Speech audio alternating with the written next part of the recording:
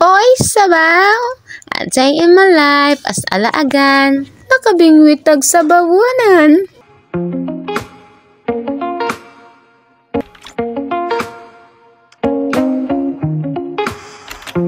Kay magkot din ang panahon may dati baga lagaon man.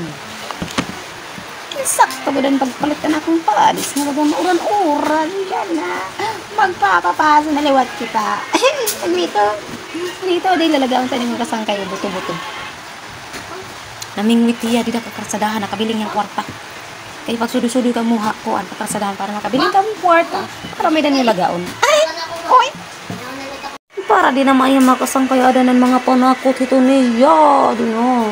Kaya iba ito ato nito ya adubuhon. Nagkuhay pastilan niya na makakakaon na luwat kaninenda mo. O, di ba? Di rin kita purkit mga pobre kita makakakaon-kaon mga yung kita ng mga tinisiring nga marasa. Pastilan dila na rumamaya na. O pa yan na pangaturog kay mapabalhasan kita. Ay, ayaw ito. Hiyaya na nga mga klase mga kasangkay kay may danamon ni tiil kung paghahalu-haluon nini para kahit papaano baga-baga lahi kita nang nagkarnihin unod. A few moments later. Oo yan, naluto ng among gisabawan nga manok nga tiilog na apay buto-buto guys. Kay nagkadungan man ang among pagpalit sa sudan sa akong bana. Kaya hindi naman niya alam na bumili din ako at bumili din siya. So ganun ang nangyari kaya dalawang klase yan.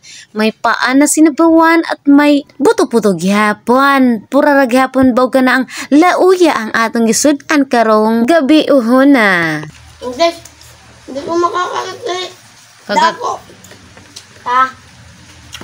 Kagat ako na ayam. Labaw pa. Yan.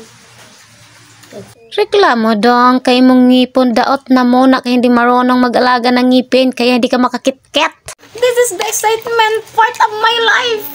Kanta guys. Kalo na doon, kalo.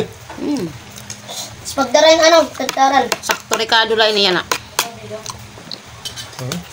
Kung nagpaparaso it panahon. Karusig ngun pag mapaso it mapaso. Magi-spark mahagkot na. Tawasin. Loy pampasarap ng boses.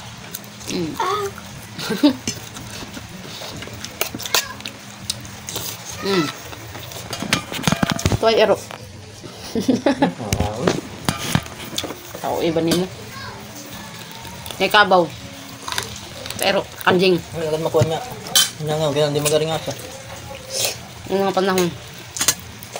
Ay, pinag-aralan tayo ng aking asawa Airs kasi maingay daw kami sa kainan. Siyempre naman mga kasangkay, di ba? Ngayong panahon na ito, talagang pag nasa kainan lang tayo nag-uusap-usap. May mga joke-joke pa yan. Noon, bawal talagang kumain na nagsasalita. Pero sa ngayon, mga kasangkay, sa kainan na lang tayo nag-usap-usap kaya nagagawa natin yan. Pero hindi naman ang ibig sabihin na nagbabastusan tayo dito sa pagkainan. Ganun lang naman talaga tayo ngayon.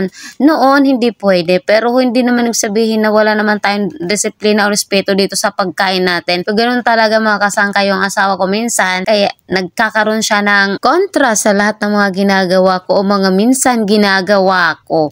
Kaya yan, nagsasagutan kami minsan. Pero okay lang yan, ganun lang naman siya. Ini-intend na lang natin yan mga kasangkay. Kaya hindi lahat ng asawa ay pari-parehas yung ugali at hindi lahat ng tao ganun talaga ang attitude ng bawat isa. Kaya mga kasangkay, nasapin na lang natin yung ating kinakain kaya nag-i-enjoy ako, walang bad tripan to. Thank you at nakahigup-higup gihapon tag sabaw ani mga kasangkay kay murag dugay na tawag kakaon ng lauyahuan. Minsan lang pag makapagbingwit tayo ng pero dyan sa tabi-tabi. Bye-bye! Thanks for watching! Ngaon na tayo!